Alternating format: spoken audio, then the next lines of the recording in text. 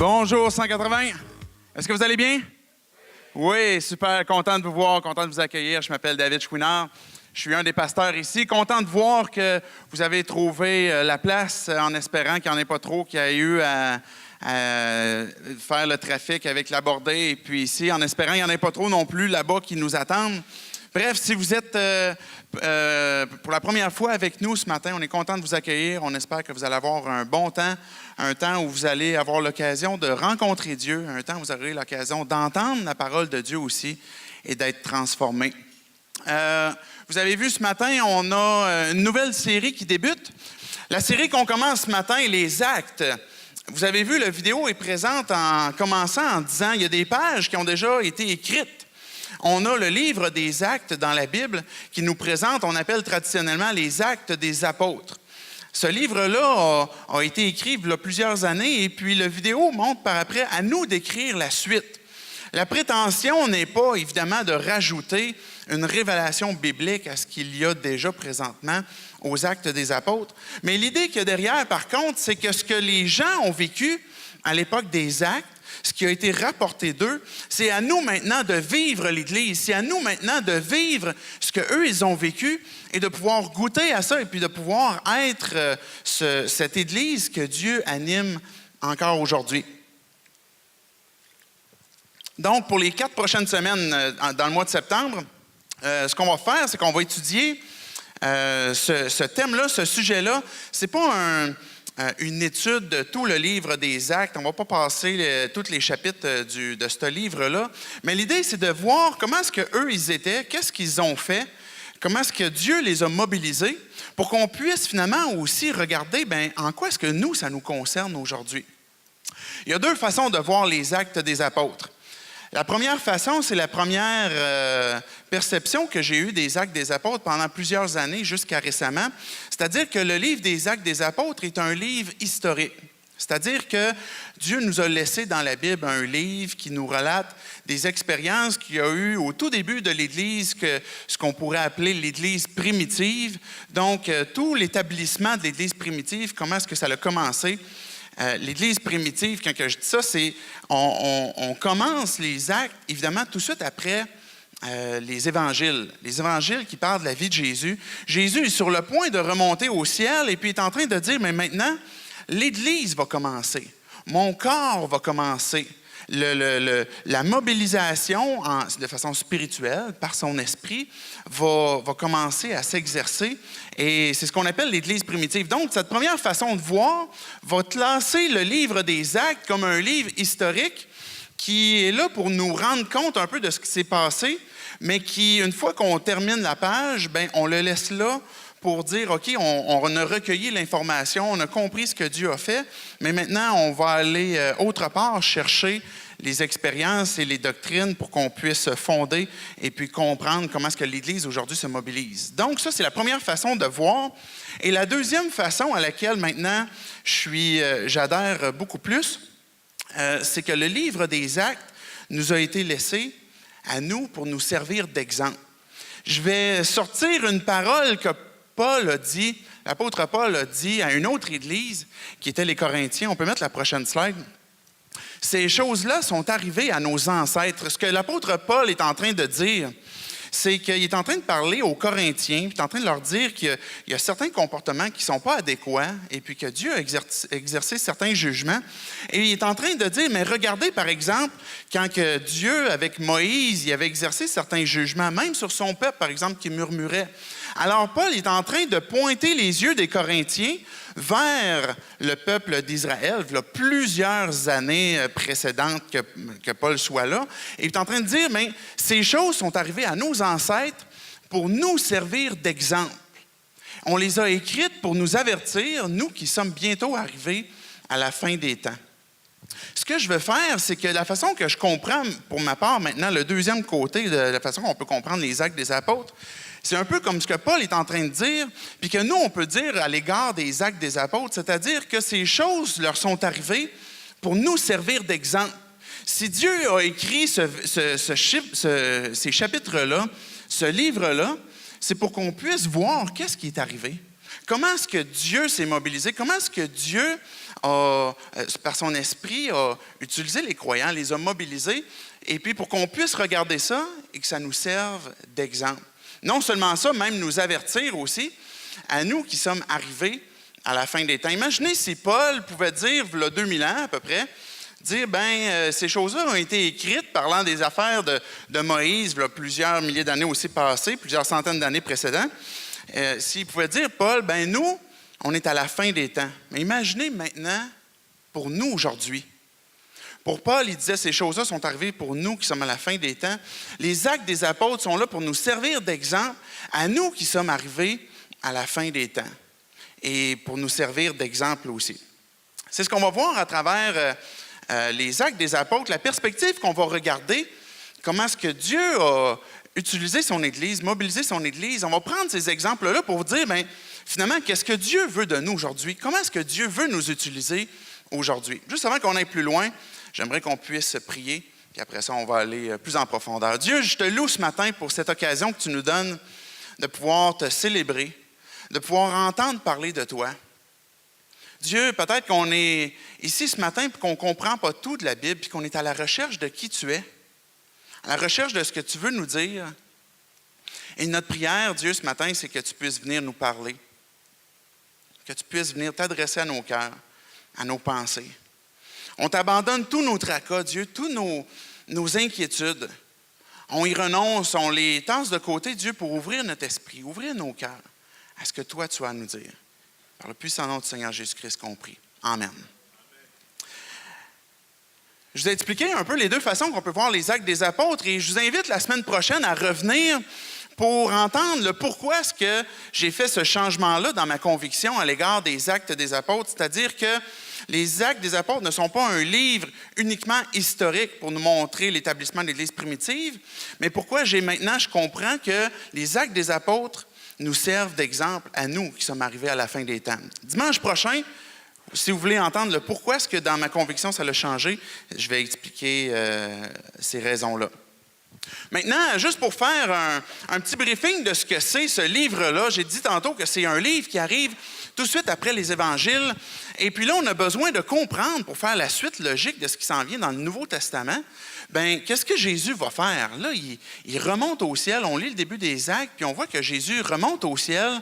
Il repart vers son Père et puis il laisse des dernières instructions à ses apôtres. Mais non seulement à ses apôtres, mais aussi aux disciples qui sont là. Et on voit plusieurs choses qui sont dans les Actes. On peut mettre la prochaine. Plusieurs éléments qui nous sont laissés dans les Actes des apôtres qui nous servent d'exemple. Par exemple, on voit beaucoup l'œuvre du Saint-Esprit. On va voir l'œuvre du Saint-Esprit, comment est-ce que les gens vont être mobilisés par son esprit. On va voir qu'il y a des périodes de prière aussi. Quand que vous lisez les Actes des apôtres, à plusieurs occasions, on va voir des croyants qui se rassemblent et qui prient.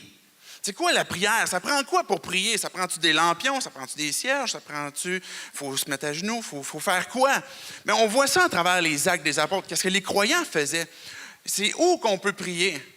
Est-ce qu'on peut prier n'importe où? On est au cégep de Limoilou dans une salle de spectacle. Est-ce que c'est un lieu de prière? On voit à travers cet exemple-là des Actes des apôtres que les croyants se rassemblaient dans des maisons, évidemment au temple, dans d'autres lieux, pour prier et puis passer du temps ensemble pour rechercher la face de Dieu. On voit aussi la conversion de milliers de gens. Comment ça se fait qu'on voit dans les Actes des 3000 personnes? Ces textes-là nous disent, par exemple, 3000 âmes furent sauvées, ont été sauvées cette journée-là, ils ont accepté la parole. Comment ça se fait? Est-ce que ça, c'est juste des affaires qui est comme, wow, hey, ça c'était vraiment spectaculaire à l'époque des Actes, puis aujourd'hui, ça ne se passe plus vraiment.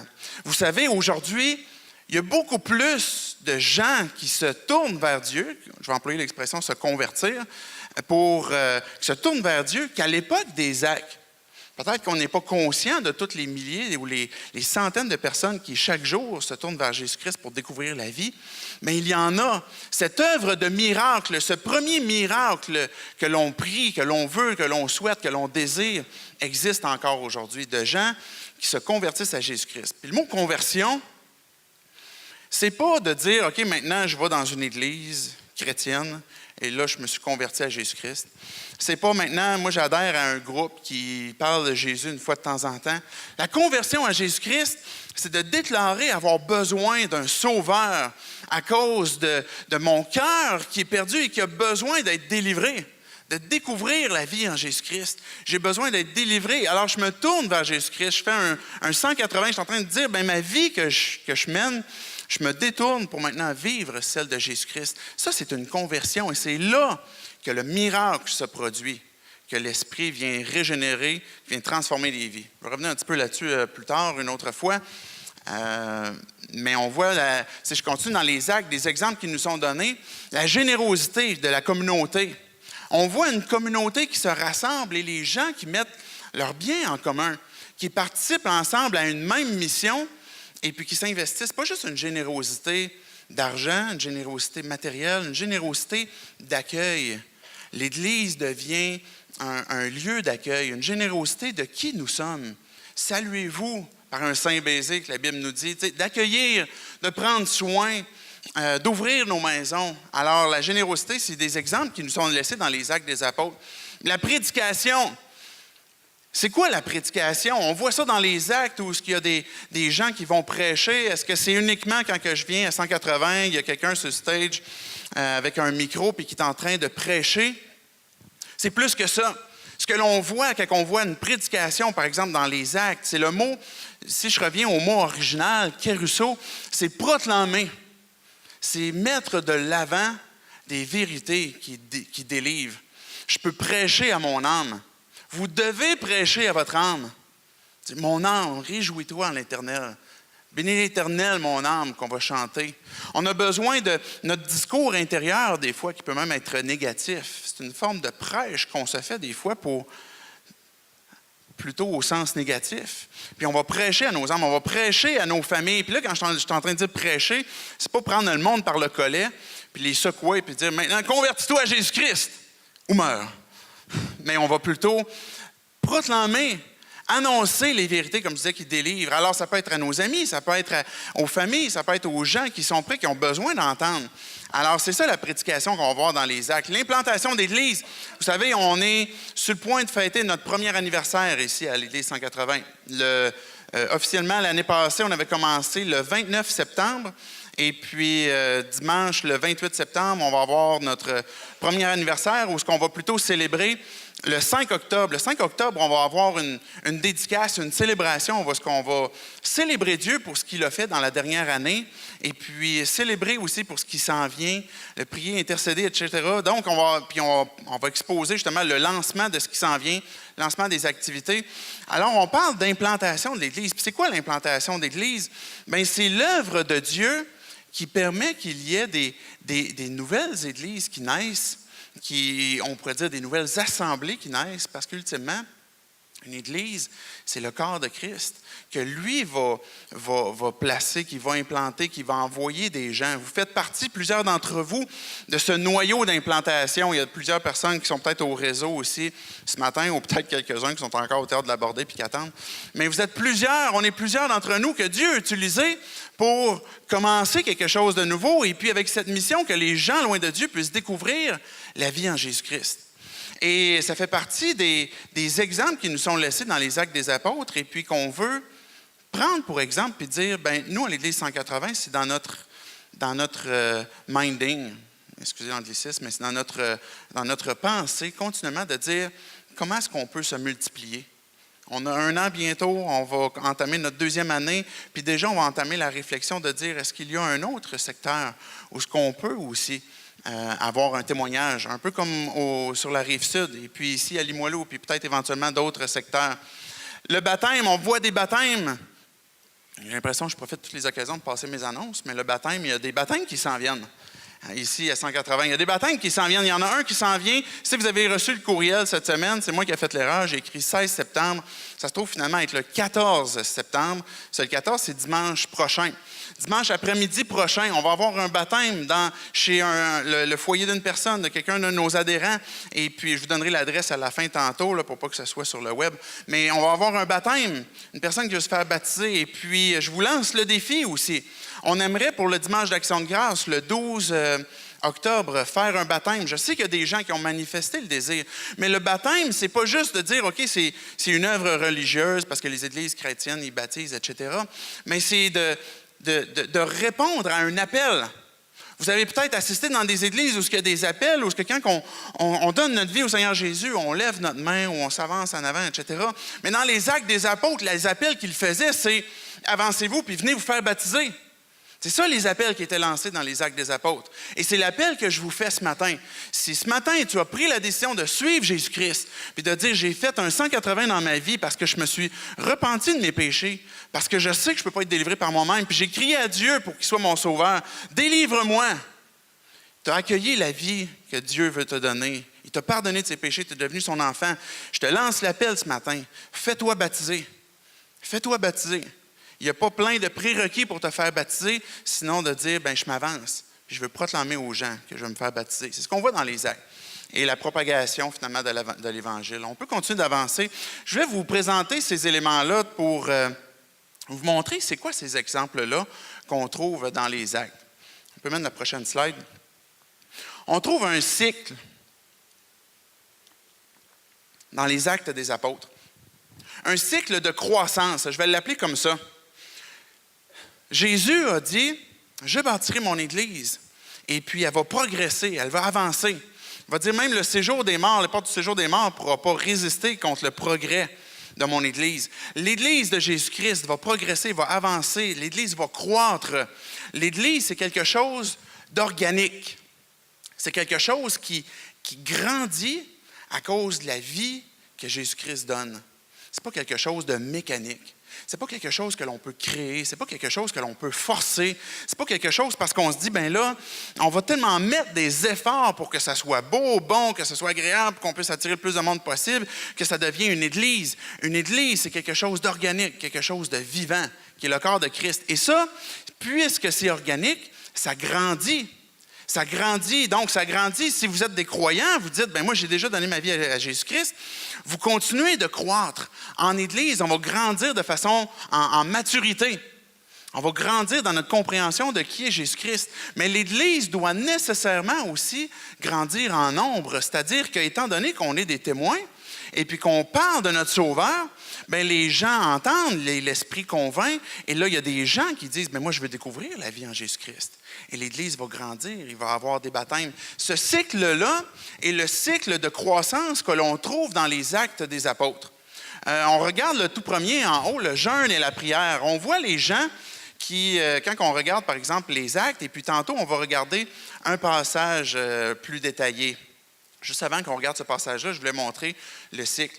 Mais on voit des gens tout au long des actes des apôtres, même le premier passage des actes des apôtres, nous montre que les croyants se rassemblaient pour prier et jeûner. Même le jeûne aujourd'hui, on a l'impression que ça ne fait plus partie, peut-être à cause de cette mentalité que ce qui appartient au livre des actes reste là. Mais le jeûne peut faire partie encore quelque chose d'une démarche, dans le fond, où on est à la recherche de la face de Dieu, on est à la recherche de sa volonté. On est en train de disposer notre esprit pour finalement dire, Dieu, on te cherche. En Église, on prie, on peut jeûner aussi. On peut avoir de ces moments où on va vous inviter à dire, bien, tel samedi, venez, on va prier et jeûner. Où est-ce que vous pouvez avoir cette démarche-là, même personnelle aussi. Et on commence le cycle où on cherche la face de Dieu et ensuite, l'Esprit va appeler. L'Esprit va appeler, indépendamment de tes bons coups, de tes mauvais coups. L'Esprit appelle. Et ça fait partie de la grâce de Dieu. L'Esprit n'appelle pas des gens qui sont qualifiés. L'Esprit n'appelle pas des gens qui sont déjà tout beaux, tout chics, puis qui, en apparence, font plus de péché. Mais l'Esprit va appeler, et puis, évidemment, l'Assemblée va pouvoir reconnaître aussi, de par la marche, par exemple, d'un leader, à savoir est-ce qu'il marche avec Dieu, est-ce qu'il y a un bon témoignage, etc. Mais l'Esprit va appeler des gens pour son Église, pour établir son Église. Si on lit, par exemple, dans Éphésiens 4, je n'ai pas apporté le texte, mais vous pouvez le noter, mais on voit que Dieu donne, par exemple, des apôtres, des prophètes, des évangélistes, des pasteurs et des docteurs. Et personnellement, je crois que ces appels-là sont encore vrais aujourd'hui.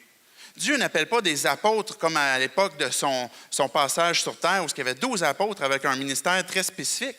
Mais littéralement, des apôtres, c'est des envoyés.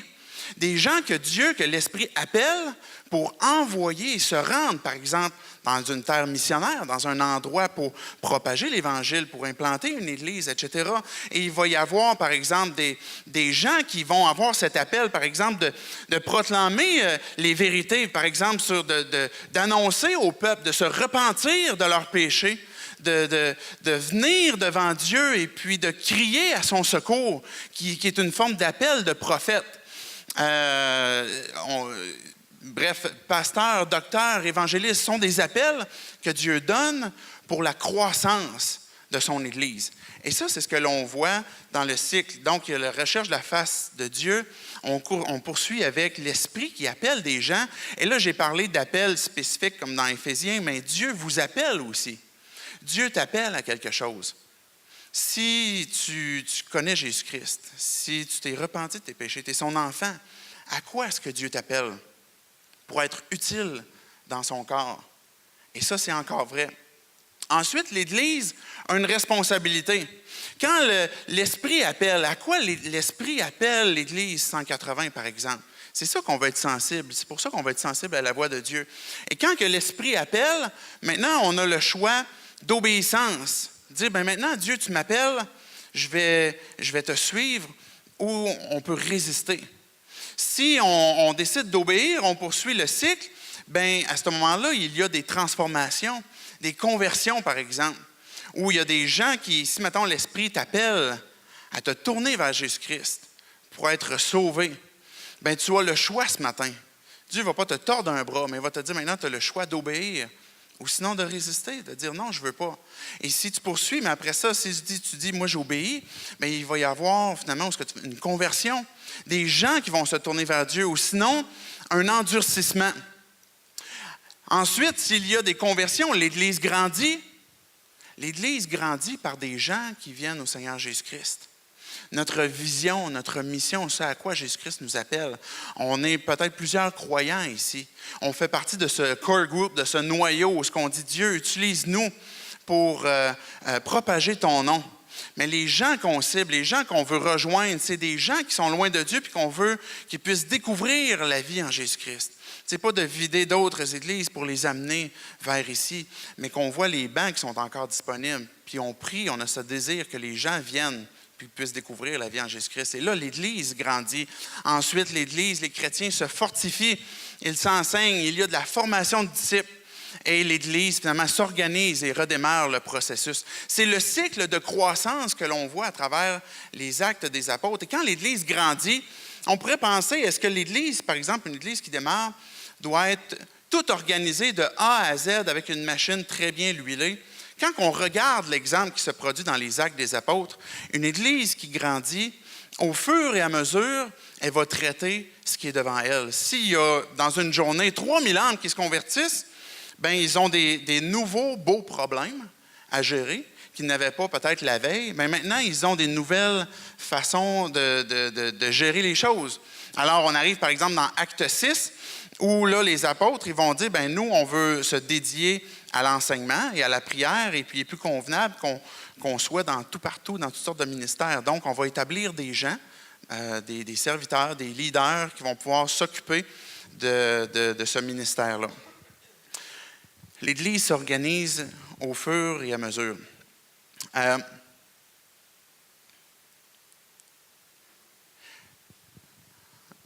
J'espère que vous n'êtes pas trop frappés là, ce matin. Là, je suis en train de donner beaucoup d'informations pour nous conduire finalement à un point en particulier que je veux tirer ce matin des actes qui touchent la personne du Saint-Esprit. Le Saint-Esprit.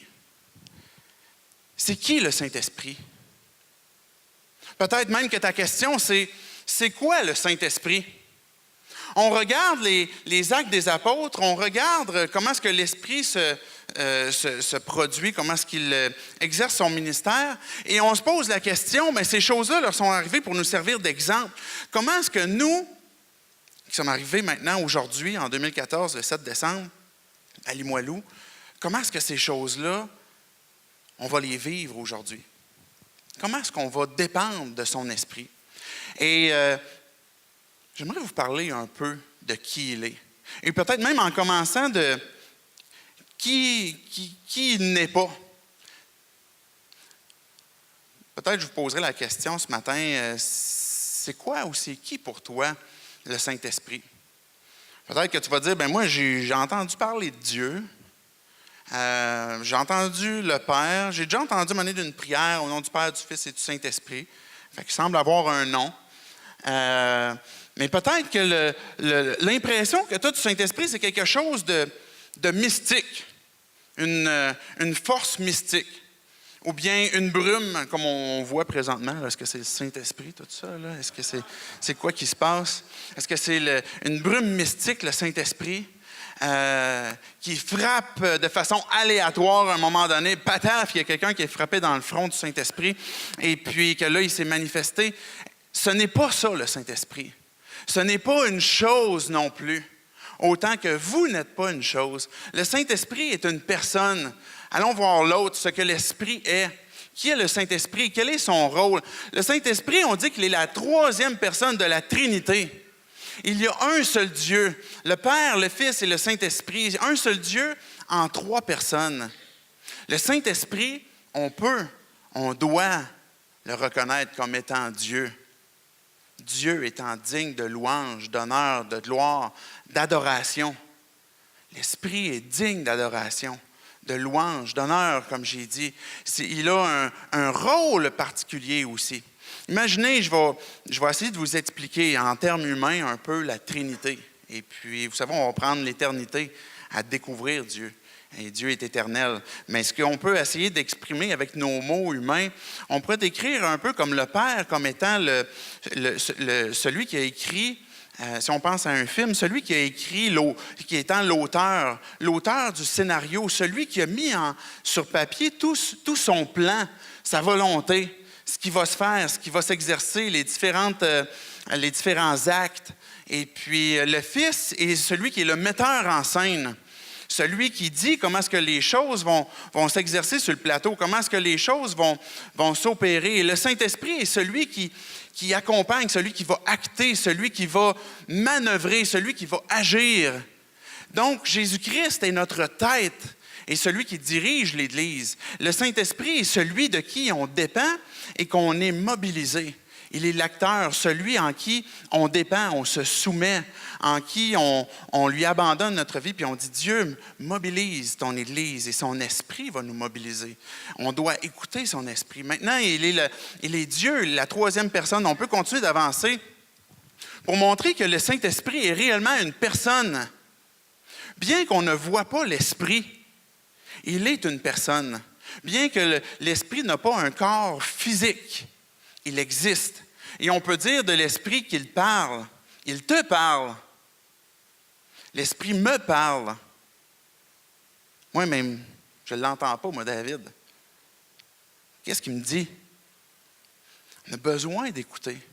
Est-ce que vous lui demandez de vous parler? Est-ce que vous êtes sensible à ce qu'il a à vous dire? Est-ce que quand vous priez, vous vous asseyez, vous priez Dieu, puis finalement, vous lui laissez un message sur son répondeur?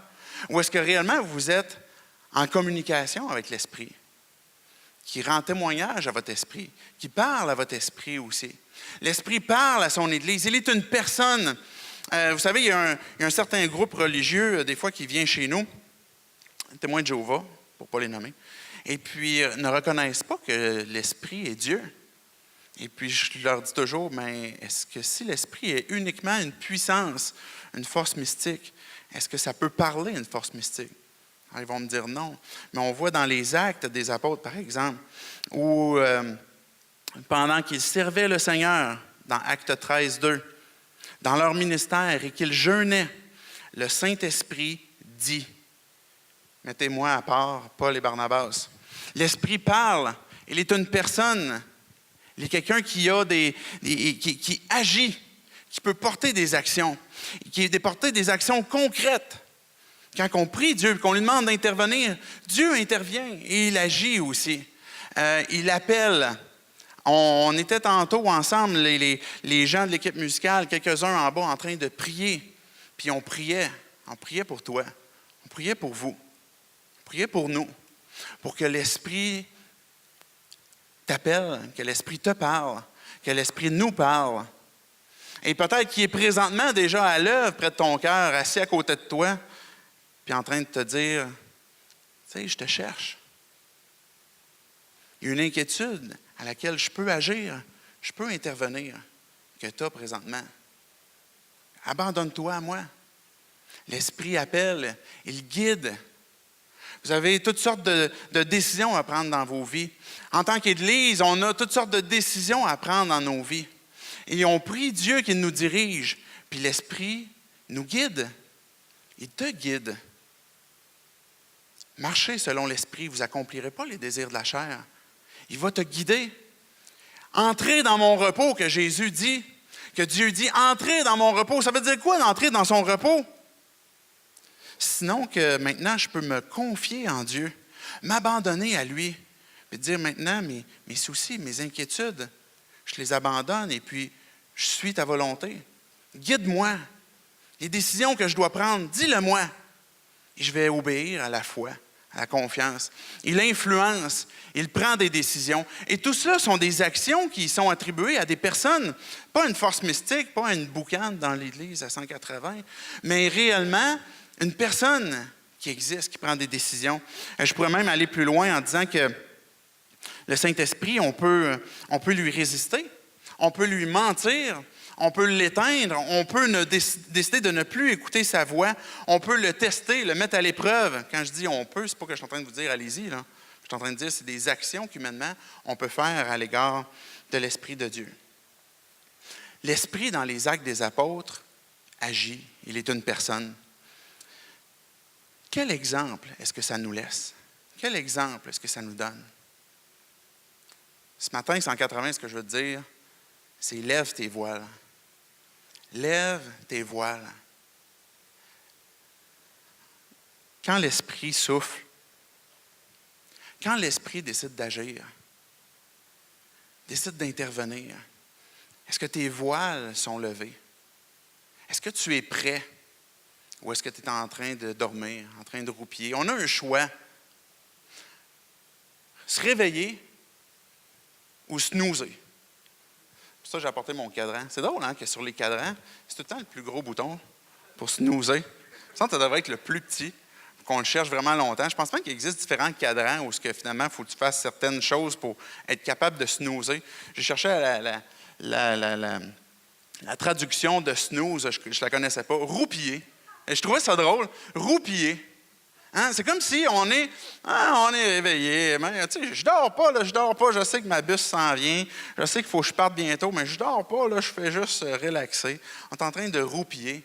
Et vous savez, ce danger-là, sur un plan spirituel, bien, on est peut-être souvent en train de dire, bien, parce qu'on est en train d'attendre, là, parce qu'il me semble qu'il n'y a rien qui est en train de se produire, parce que là, je sais pas, là, il n'y a pas rien d'excitant qui se passe, bien, on va snoozer, on a encore du temps devant nous, là.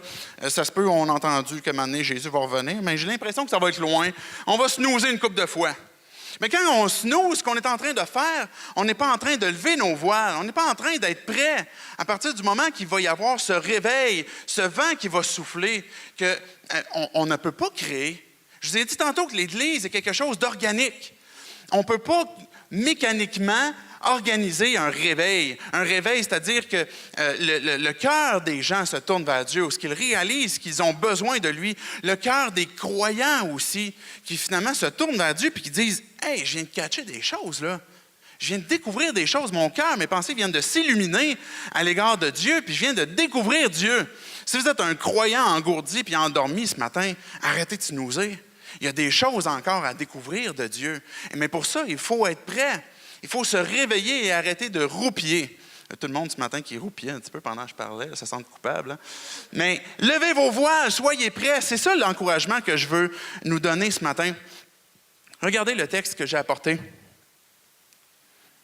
pour nous laisser cet exemple-là qui nous est donné. Je vais inviter les musiciens aussi à s'avancer. Je vais prendre le temps quand même de bien expliquer ce texte-là, pas conclure trop vite, mais nous amener à cet encouragement de lever nos voiles.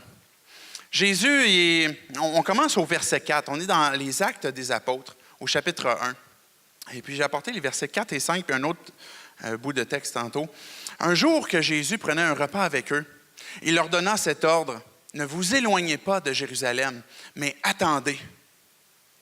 Attendez ce que le Père a promis, le don que je vous ai annoncé.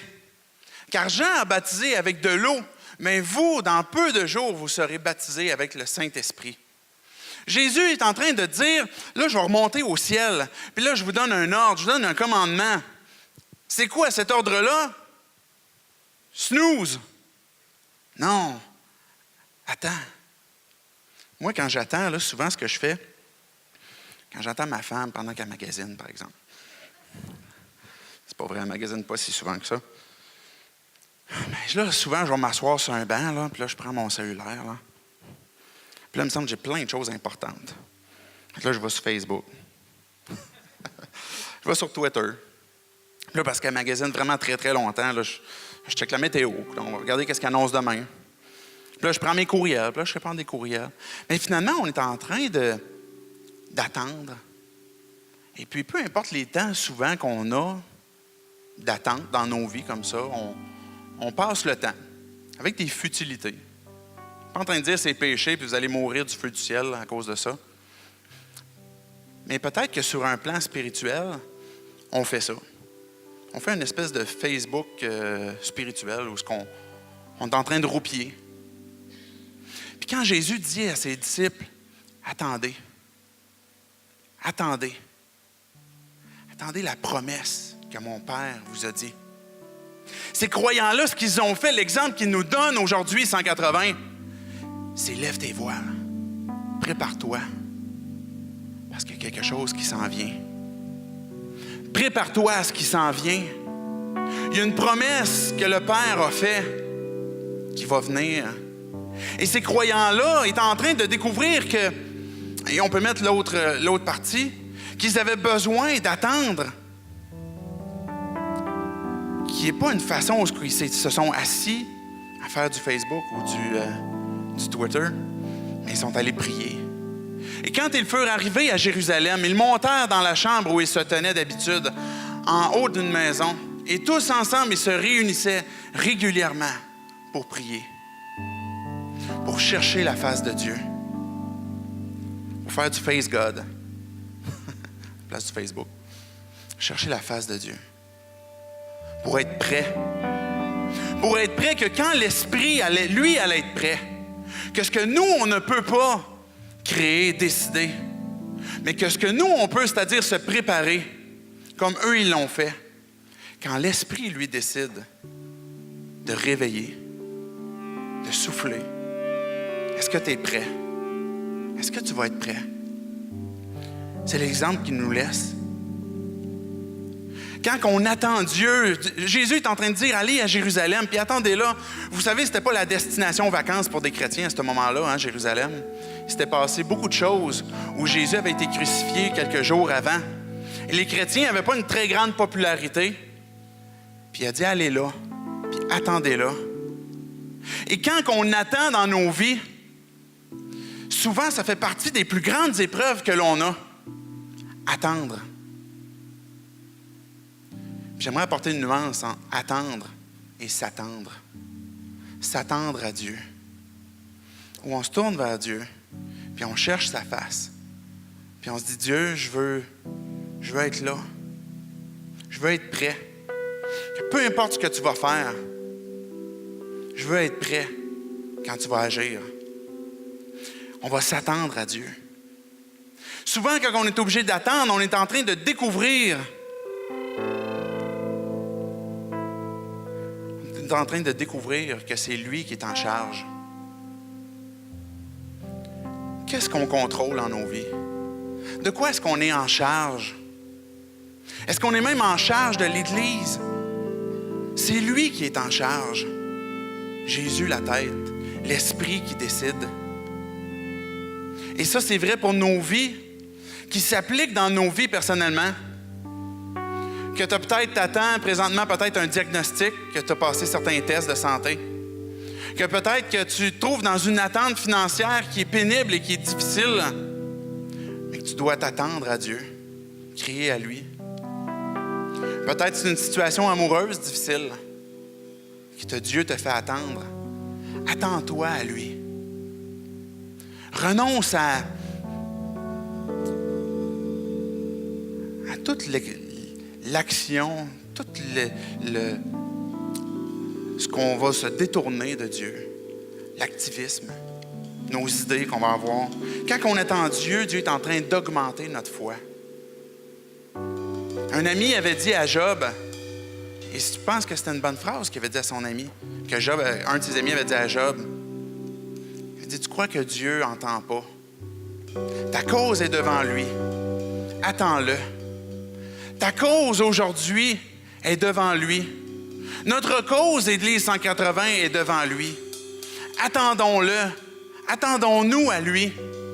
Lève tes voiles. Prépare-toi. Et laisse-le agir. Laisse-le agir. Vous savez ce que ça demande pour notre part? C'est de dire on renonce. On se repent de certaines mentalités, de certaines pensées où on est peut-être en train de snoozer de différentes façons.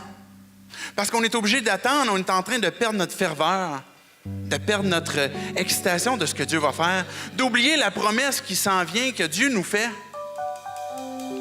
puis qu'on les laisse de côté, puis qu'on est en train de snoozer. Repentons-nous de cette pensée-là. Préparons-nous. Où est-ce qu'on cherche la face de Dieu? Où est-ce qu'on dépend de lui? Qu'on dit, Dieu, on s'attend à toi. On a confiance en toi. Je veux conclure qu'il y a une application pour nous en tant que croyants, comme je viens d'énumérer, de se repentir de certaines pensées, de certaines actions, d'un esprit de roupillon. Dormons pas, soyons éveillés. Mais il y a des applications qui s'exercent aussi, qui s'appliquent à toi ce matin. Et si tu es venu et puis tu n'as jamais fait ce détournement de ta propre vie pour te tourner vers lui, l'Esprit te parle aussi. L'Esprit aussi te parle. Il te convainc. Il est en train de te parler du mal, du péché qui nous ronge. Et ce qu'il est en train de te dire, c'est « Je veux que tu sois délivré de ça. Je veux que tu sois délivré du mal qui te sépare de moi. » L'Esprit te parle, puis il est en train de te dire « Tu sais, là, je suis juste. J'aime ce qui est bon, ce qui est droit, ce qui est parfait. Puis malheureusement, à cause du péché et du mal que tu as présentement, je suis dans l'obligation d'exercer une justice. Et non seulement ça, mais à cause de ma justice, d'exercer un jugement. Que si on est séparé de Dieu, si je reconnais qu'il y a ce mal dans mon cœur, dans ma vie, ce péché, on est condamné. On est séparé de Dieu. L'Esprit, ce qu'il veut faire en toi, c'est une transformation complète. Une régénération, transformer, te délivrer.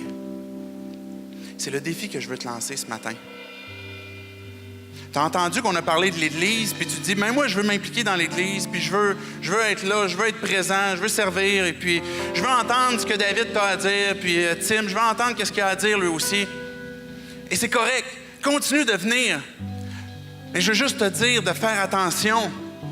De ne pas juste simplement tomber dans une habitude religieuse de dire maintenant je vais à l'Église. Mais que la première chose que Dieu est en train de te dire ce matin, je veux te délivrer du péché, puis te faire découvrir la vie en Jésus-Christ. Je veux prier en terminant.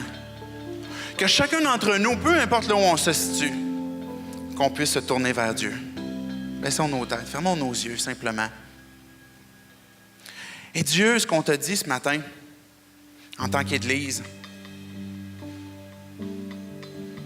c'est qu'on veut comprendre les exemples que tu nous as laissés dans ta parole, pour les vivre en Église. Dieu, on renonce à croire que ces miracles que tu as faits il y a plusieurs années dans le livre des Actes, on renonce à croire que ce n'est pas pour nous aujourd'hui, parce que tu veux que les gens découvrent encore la vie en Jésus-Christ. Dieu, c'est toi qu'on veut suivre. En Église, on a dit, on a entendu souvent, Dieu, que c'est ta parole que l'on croit. C'est ta parole qui fait autorité.